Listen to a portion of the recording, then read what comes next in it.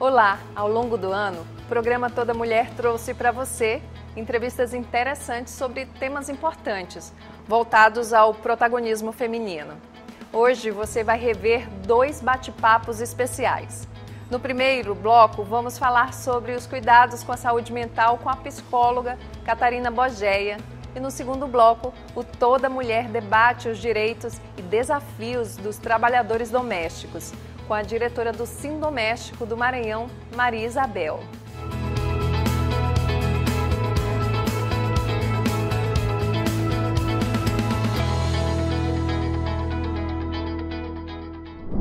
Então, Catarina, muito obrigada novamente pela tua presença no Toda Mulher. É um imenso prazer falar sobre esse assunto tão necessário. Eu também quero agradecer as pessoas que gentilmente responderam às nossas perguntas. E começar falando sobre algo que é importante, que tem uma mulher como protagonista. Na década de 1940, aqui no Brasil, foi uma mulher, a enfermeira Nice da Silveira, que revolucionou a maneira de cuidar de pacientes que eram atirados nos manicômios e recebiam tratamentos agressivos e desumanos nessas instituições. Dentro desse contexto, muitas mulheres foram condenadas a morrer nessas instituições, porque elas não seguiam padrões naquela época. Até hoje existe preconceito em torno desse assunto. Por que é tão urgente, Catarina, desmistificar essa história da saúde mental? Márcia, como você começou falando, a gente está num cenário brasileiro em que o Brasil está no ranking de país mais ansioso do mundo e também entre um dos mais deprimidos do mundo, especialmente quando a gente trata de mulheres. Se a gente está falando de mulher, a gente ainda está falando de mulheres que estão sobrecarregadas, de mulheres que estão lidando com dupla e tripla jornadas de trabalho, Exato. Que estão lidando com o trabalho CLT e também, ao chegar em casa, ter que lidar com a casa, com os filhos. E, posteriormente à pandemia, esse cenário de adoecimento psíquico, ele agravou ainda mais, porque foi um quadro de isolamento global. O Brasil foi um país extremamente afetado pela pandemia, então a gente viu um cenário em que esses dados de que o Brasil era o país mais ansioso do mundo, esse dado é de 2017, agora a gente tem um cenário ainda mais catastrófico quanto a isso. E é verdade, assim, o que a gente compreende? A questão da mulher, não é? Porque a gente está vivendo num momento que a sociedade está extremamente exigente para o trabalhador em geral. Você tem que produzir muito. Existe aquela pressão que já é mesmo da sociedade com relação à mulher, é uma questão cultural. Além de tudo, a mulher, desde que nasce, ela é ensinada a se sentir culpada.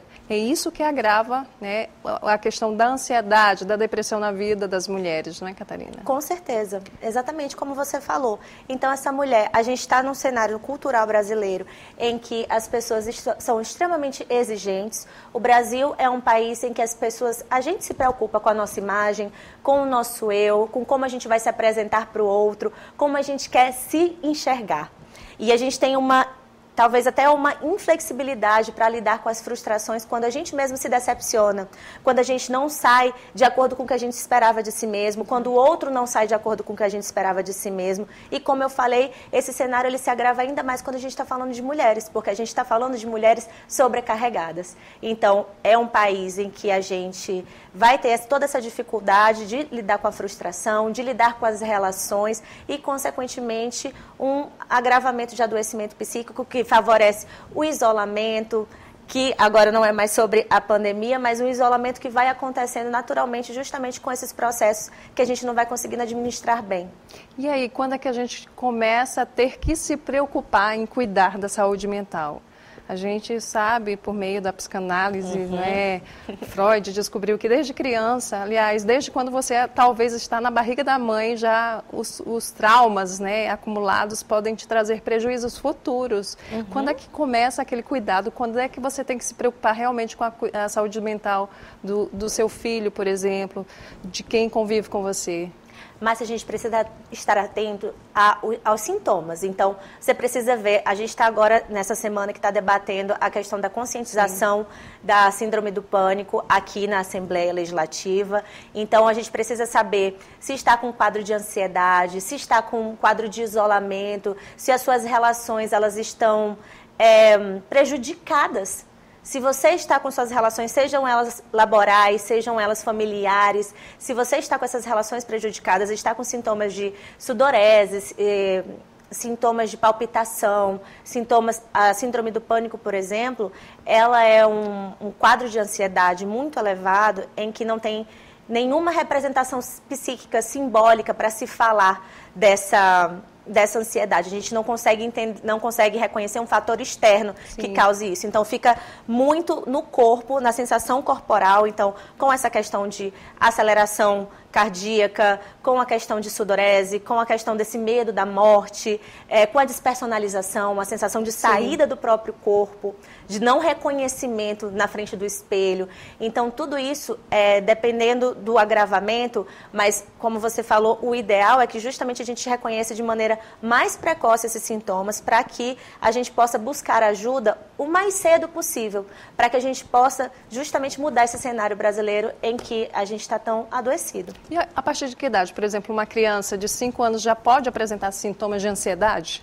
O que acontece? Pode sim, pode sim. E geralmente quem avisa aos pais é a escola.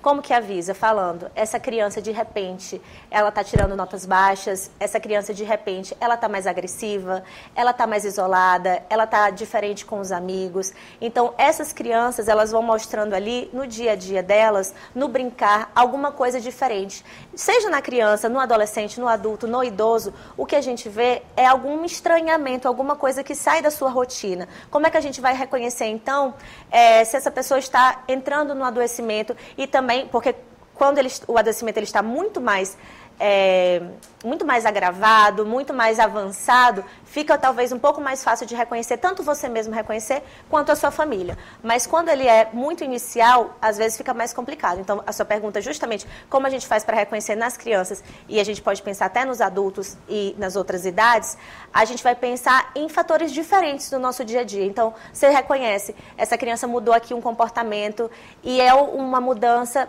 que prejudica ela em alguma instância, ou a gente mesmo como adulto, a gente fica prejudicado em alguma instância. Você está com dificuldade de lidar com as suas relações, anda brigando muito, anda se irritando muito com os amigos, se irritando muito no trânsito, a gente pode ir percebendo com esse estranhamento de si. Então, a gente precisa ir percebendo como que está o nosso dia a dia. E como é que a gente faz isso numa sociedade hoje, no nosso dia a dia, que é tão corrido, tão estressante? Porque, às vezes, você chega em casa, né, e só quer dormir, só quer descansar, e, às vezes, falta o tempo para o diálogo com o adolescente, o jovem, não é, que geralmente tem sido a maior vítima desses problemas que são mais recentes, do aumento da taxa de suicídio, por exemplo. A gente vê muito nessa faixa etária, a depressão. Como é que a gente percebe isso? Como é que a gente consegue fazer isso, na verdade? Márcia, nesse caso... É um desafio, não é, Catarina? É um grande desafio coletivo, é um desafio enquanto sociedade.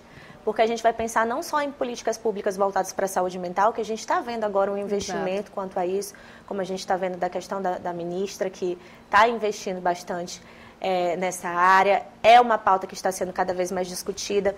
E eu acredito que aqui, por exemplo, abrir esse espaço para a gente poder conscientizar, para a gente trabalhar, de certa forma, com psicoeducação. Exato. É uma grande maneira da gente poder reverter esse quadro de adoecimento dos adolescentes, para a gente pensar, como você falou, é um cenário em que os adultos, eles estão sobrecarregados, estamos trabalhando todo o tempo, não temos tempo para se relacionar dessa forma mais informal, dessa maneira mais informal, a gente não tem tempo para conversar com filhos, com os familiares, mas é importante que a gente, como sociedade, possa repensar esse tempo que parece se esvair dos nossos dedos. E é importante também que a gente pense nessa questão da psicoeducação como uma ferramenta para que a gente possa perceber anteriormente, precocemente, quando tem alguma coisa estranha no nosso dia a dia. Pois é, e antes se dizia que a televisão tinha ocupado o espaço da educação dentro da casa, do lar, não é? A família precisava sair, deixava a criança ali à mercê da televisão. Hoje é a internet, o perigo da internet. E esse uso exagerado das telas também provoca esse isolamento nos jovens? Sim, acredito que sim. Mas como é uma coisa muito nova, a gente ainda vai precisar ver no decorrer dessas grandes mudanças, como é que isso está afetando a nossa sociedade, cada um de nós individualmente e coletivamente. Mas eu acho que a gente já pode apostar que sim, que favorece um isolamento, favorece essa dificuldade cada vez maior de se relacionar com um outro. A gente também fala na psicanálise que nas redes sociais a gente tem um engrandecimento do eu. Por quê? Porque a gente está escondido, a gente não está ali lidando com o outro frente a frente, fica mais fácil de dizer o que se pensa e favorece a intolerância, favorece a gente... O bullying, né? Favorece o bullying. Favorece o bullying, favorece você viver numa bolha e achar que o mundo é somente como você pensa e você fica cada vez mais inflexível para lidar com a diferença, com as adversidades, com a falta de controle. A gente está vivendo num ambiente que parece muito controlado e que na realidade não é, porque a vida ela não é tão controlada assim. Inclusive porque é efêmero, não é? Hoje é algo que faz sucesso, que você tenta acompanhar numa velocidade.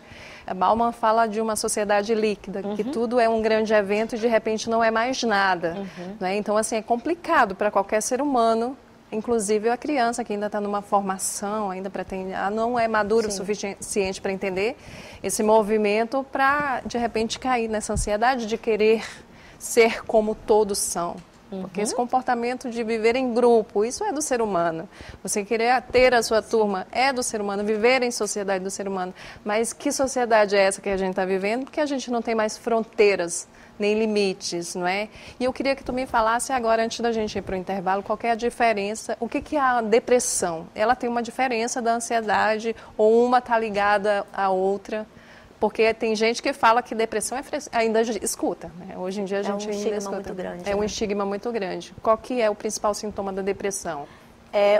A depressão a gente pode talvez classificá-la como um quadro de inibição diante da vida, diante das relações. E aí eu falo relações como um todo, ou seja, relação com o trabalho, relação com o mundo, uma falta de investimento libidinal ao mundo, ou seja, o que seria a libido? Essa energia que a gente desprende para o mundo. O desejo de viver, a empolgação, a vontade. Eu acho que é uma palavra que talvez seja muito bem alocada aqui. Então, a vontade diante da vida, se essa vontade ela está prejudicada, ela está diminuída, a gente pode começar a pensar num quadro de depressão. Então, quanto menos vontade, quanto menos desejo direcionado para a vida, quanto menos investimento nas relações, sejam elas quais forem, porque cada um vai ter as relações que interessam a cada um.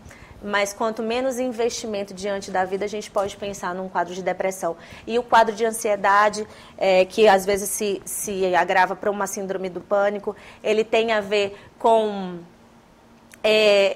talvez com essa falta de controle, não tem a ver tanto, às vezes, com a inibição. O medo excessivo também.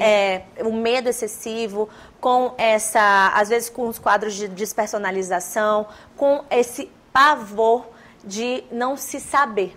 Porque a gente está agora num cenário cultural em que a gente espera saber de tudo e ter o controle de tudo. E quanto mais a gente se confronta com essa falta de controle, mais favorece esses quadros de ansiedade. Vamos para um rápido intervalo. Já já a gente volta com a edição especial do programa Toda Mulher.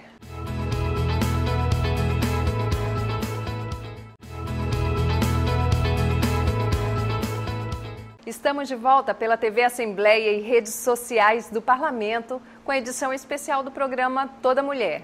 Nesse último bloco, você vai rever uma conversa com Maria Isabel, diretora do Sindoméstico Maranhão. Nós falamos sobre avanços e desafios da legislação que ampara os trabalhadores domésticos no Brasil. Seja muito bem-vinda, Isabel, ao Toda Mulher. Boa tarde. Boa tarde a todas as pessoas que estão nos ouvindo nesse momento. Então, como você acabou de falar, eu me chamo Maria Isabel Castro, mulher negra, né? Cabelo crespo, trabalhadora doméstica aposentada, né? Me aposentei aos 56 anos de idade. E também estou diretora hoje do Sindoméstico. Sindoméstico, sindicato esse que eu fiz parte da fundação, né? Foi fundado em 5 de outubro de 89 e até hoje estou lá, né? E também faço parte, estou diretora da secretária da Mulher na Federação Nacional das Trabalhadoras Domésticas, a FENATRAD. Então, aí na luta aí para o bem viver, né, para trazer um pouco de dignidade para essas mulheres trabalhadoras domésticas, né, que majoritariamente a nossa categoria é formada por mulheres e mulheres negras, ou seja, 92% desse público são mulheres e 65% são mulheres negras. Então, eu pesquisando também sobre a história dessa luta, que é uma luta que precisa ser valorizada, né, essa conquista de verdade, eu verifiquei que, contando a partir da consolidação dos direitos dos trabalhadores, e isso da CLT, ali em 1943, vocês tiveram que esperar mais 70 anos, até que houvesse essa preocupação com a universalização desses direitos. Como, por exemplo, carteira assinada. Vi também um dado da PNAD, do IBGE, que diz que entre 4, apenas 3, aliás, contrário, de 4, 3 não tem a carteira assinada. Isso é uma realidade de fato. Infelizmente, a gente tem que contar com isso. A nossa luta, as mulheres negras, elas costumam dizer que os nossos passos vêm de longe, né? E de muito longe realmente.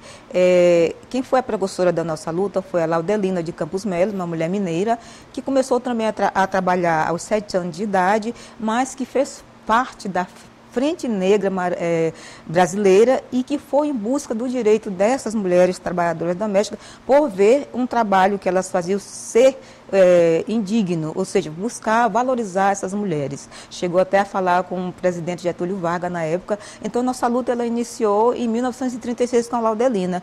E aí veio para a Constituinte, com a Lenira. Em 87 veio o debate para a Constituinte. Sim, com a Lenira, com a Nila, que já faleceram. E aí deixou essa sementinha para que nós levássemos em frente e que nós estamos até hoje. E aí a nossa luta da federação, que foi criada em 27 de maio, estou lembrando ano, mas ela tem 26 anos de luta, então nós estamos há 80 anos na luta, buscando dignidade. A categoria está há 80 anos buscando essa dignidade.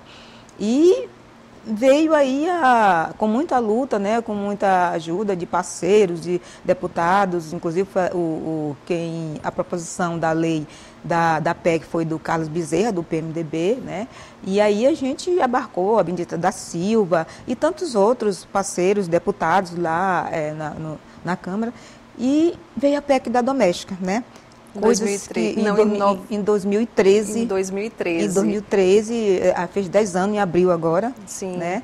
E para nós foi um grande avanço. Tem pessoas que dizem que não veio toda, não veio completa. Realmente ela veio com um pouco de requisitos, né, de preconceitos, né? E a gente se dá conta que isso é por conta de ser mulheres negras, remetidas do trabalho escravo, né, da época, das escravizadas, mas veio. O que nós buscamos? Qual era o nosso desafio? Que as mulheres tantos buscavam a jornada de trabalho. Exato. A PEC veio trazer esse grande avanço. Para nós foi extremamente importante a PEC da doméstica. Só para o pessoal ficar sabendo, ficar atento, o que significa não só carteira assinada, a questão da jornada de trabalho. Era uma jornada completamente indigna. A carteira assinada ela é de 1973. De 73, né? E assim mesmo ela ainda não é colocada em prática, apesar de longas datas, né? Então, trouxe um grande benefício, a jornada de trabalho, adicional noturno, o recolhimento do FGTS. O FGTS, que era um gargalo, que todo mundo... Assim, se nós buscamos a igualdade, nós queríamos ser tratado igual como qualquer trabalhador. Se ele, ao sair do trabalho, ele tinha uma garantia, que era o FGTS, os 40%, nós também buscávamos isso e conseguimos. Não veio como nós queríamos, porque há uma desigualdade nessa questão dos 40%, entendeu? E ela é depositada à parte do FGTS, entendeu? Mas foi um grande desafio. A jornada de trabalho, que era reclamada demais pelas companheiras, eu tenho hora para entrar, eu não tenho hora para sair, né? Mas aí ainda é um grande desafio. As pessoas perguntam o que mudou, melhorou? Melhorou, para nós melhorou, mas o que ela falta ser colocado em prática. ainda tem muita companheira na informalidade, como você citou, né? Então é isso que nós estamos buscando, inclusive nós vamos ter um seminário agora em Brasília, de 15 a 19, para tratar exatamente dessa informalidade, que ainda existe, que aí os patrões ainda resistem ainda em assinar a carteira de trabalho, uma coisa que já é lei e bastante antiga. Eu me lembro que no período que a lei estava sendo debatida, a PEC, em 2013, havia, de certa forma, até um boicote, não é? Algumas pessoas diziam que haveria uma demissão em massa e que não daria certo, que ninguém iria contratar, assim, um movimento contrário à garantia de direitos. Assim, você caminha, a cidadania propõe que todos tenham direitos iguais, no entanto, há sempre aquela turma que está boicotando para que ele fique no privilégio, enquanto outros continuem, né, sem esses direitos. E aí você me diz que ainda tem uma situação de que essas obrigações, porque o fato de se tornar lei, se tornou uma obrigação também do empregador. Eles não vêm sendo cumprido em sua maioria. Tem muita gente que não tem carteira assinada, tem muita gente que ainda vive, tem muita mulher que ainda vive nessa situação desse vínculo que às vezes é até emocional, né, afetivo com a família, e tudo se mistura e esse direito não é cumprido. O que seria o problema dessa falta de cumprimento de direito? A Carta dos Direitos Humanos diz que todos nós somos iguais perante a lei, né? Mas essa igualdade a gente não vê. Então, o empregador, ele acha que como ele é uma pessoa física, ele não tem, e dizem que nós, trabalhadores domésticos e trabalhadoras domésticas, não damos lucro para o empregador, então, para ele ia onerar, né? Então, quando foi sancionada essa lei, aí teve patrão que disse que não ia conseguir ter trabalhadora doméstica, mas às vezes foi o contrário. Pelo menos lá no sindicato, muitos foram procurar saber como é que faria, como é que entraria no social, para assinar a carteira, para se regulamentar, né?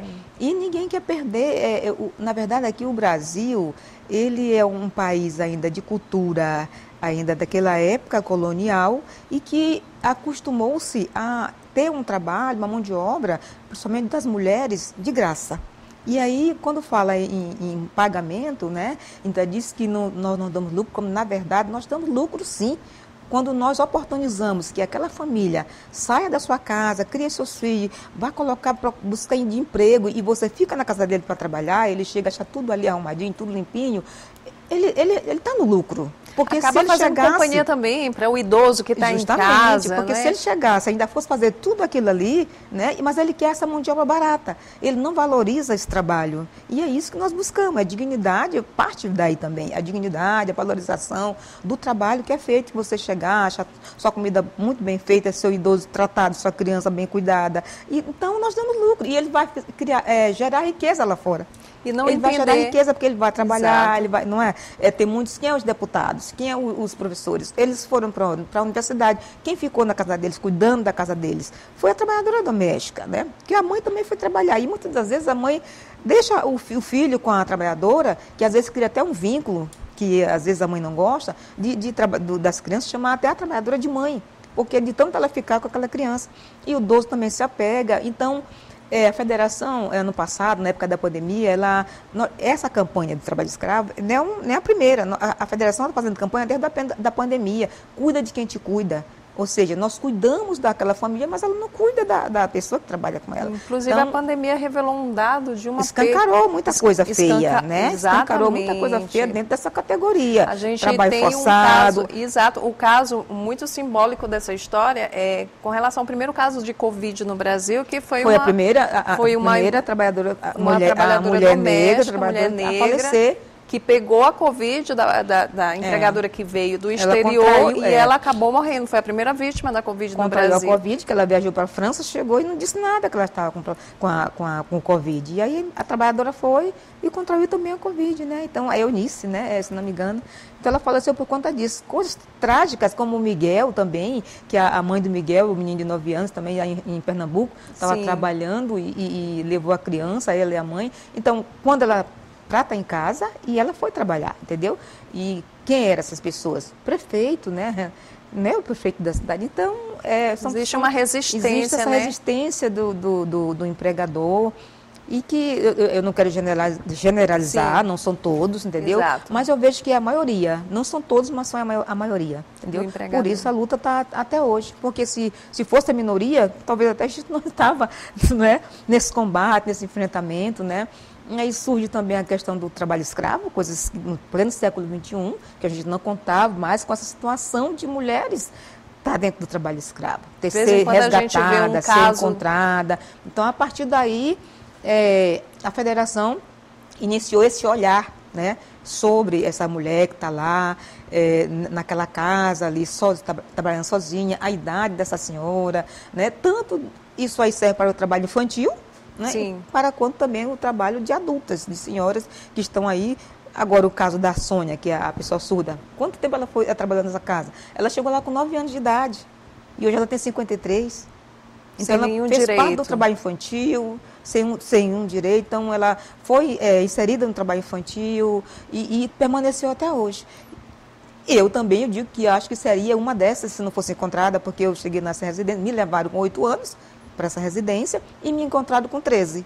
Quer dizer, já estava lá, de repente eu seria uma dessas senhoras que estão sendo encontradas aí, né? Aí vem a Madalena Goldino, tantos casos que estão aparecendo. Então, por isso, em 2021, o sindicato, a categoria, no seu congresso, tirou esta demanda, né? Para que se trabalhar a questão da saúde, assédio moral, assédio sexual, o cuidado com a categoria, o trabalho escravo. E aí veio agora a professora Flávia, Flávia Moura, da Universidade Federal no nosso do Maranhão. sindicato, e nós aproveitamos, pronto, é aí que nós vamos fazer essa questão, vamos ser parceira, né, que ela é do grupo de pesquisa da UFMA, né, que trata exatamente do trabalho escravo. Ela nos procurou, pronto, encaixou. Tem gente que não se reconhece nessa situação, Isabel? É como eu te disse, tem gente que não tem pertencimento, não tem pertencimento de sua cor, não tem pertencimento do trabalho doméstico. Muitas delas chegam dizendo que sou babá, sou cuidadora, mas não sou trabalhadora doméstica, porque muitas das vezes o empregador ele confunde a cabeça da trabalhadora, dizendo que ela não é doméstica, quando ela está dentro de uma residência trabalhando com uma pessoa física. Dentro de uma residência. Então, ela cuida do idoso, ela diz que ela é cuidadora. Ela é cuidadora, mas ela está numa residência. Ela é trabalhadora doméstica. Só muda as funções. Eu sou babá, sou trabalhadora doméstica no serviço de babá. Sou trabalhadora doméstica no serviço de cuidadora. Sou trabalhadora doméstica no serviço da cozinha. Então, é assim as modificações. E aí tem companheiras que não tem aquele pertencimento, o empregador coloca para ela que ela é quase da família. Inclusive, teve um rapaz que fez uma dissertação, o Pedro Nascimento, quase da família, porque, né, eu já sou quase da família. Eu escutei de uma trabalhadora doméstica lá no sindicato. Eu tenho meu quarto ali. Ela dizendo que ela... Não, na verdade, eu sou quase da família, eu não quero fazer nada, eu sou quase da família. Na verdade, não é da família, né? E aí ela não herda nada da família, é muito... É raro você ver um empregador deixar uma herança. Na verdade, aqui no Maranhão eu nunca vi, né? Às vezes deixa para o cachorro, mas não deixa para a empregada, mas não deixa para a trabalhadora doméstica. Lá no sindicato vocês recebem muitas denúncias aqui da capital maranhense, por exemplo, de situações. Já chegou até o sindicato denúncia de situações análogas à escravidão aqui? Olha, na capital? Dentro da capital, análogo à escravidão, não, mas foi encontrada uma senhora que era daqui do Maranhão, lá no Rio, que veio para cá, para o Maranhão. Mas dentro de São Luís mesmo, não encontramos, mas encontramos o trabalho forçado, principalmente no período da pandemia, né? Explica para a gente o que é a diferença. O trabalho forçado. O que é o trabalho forçado? É a jornada exaustiva. Na pandemia... se na residência tinha 1, 2, 3 pessoas, foram demitidas, ficou uma pessoa. Até porque o empregador não deixava ela sair. Então, aí também entra o cárcere privado. Você fica, e se você sair por aquela porta, você não volta. E aí ela, com medo de perder o emprego, ela ficava. Então, aí já é cárcere privado, na pandemia, né? Tudo bem, vai contrair. Por que ela não ficou de quarentena na casa dela? Tinha que ficar lá com o empregador. Então, ela acumulou várias funções. E isso prejudica a saúde. Aí prejudica a saúde mental, a saúde física, entendeu? Porque ela fica ali só, ela não tem o que conversar com o empregador dela. Então ela fica só naquele cantinho dela, entendeu? Então, com medo de perder o emprego. Com medo de perder o emprego, ela fica na casa. E isso doeu mais na gente quando era pessoa assim, já de idade, chegava falando isso, entendeu? Que o empregador botou ela para fazer aquilo, mas não deixava ela sair. Eu tive uma prima que ela ficou uns 3 meses sem ver a família, sem ver neto. Ela só olhava pela janelinha e com vontade de sair, mas ela ficou cuidando de 2 pessoas idosas. Então ela não podia sair. Então, voltando para o trabalho forçado, é o trabalho que você acumula as tarefas. Você faz tudo dentro de uma casa. Tem casas por aí que tem 7, 8, não sei quantos banheiros. E não sei quantos quartos, não sei quantas salas para a pessoa. É desumano, humanamente, não pode acontecer isso, entendeu? Então, Isabel, esse é um trabalho indecente. E nós certeza buscamos um trabalho decente. O Toda Mulher especial de fim de ano fica por aqui. Acompanhe as reprises em nossa programação e também nas redes sociais da TV Assembleia do Maranhão. Até o próximo!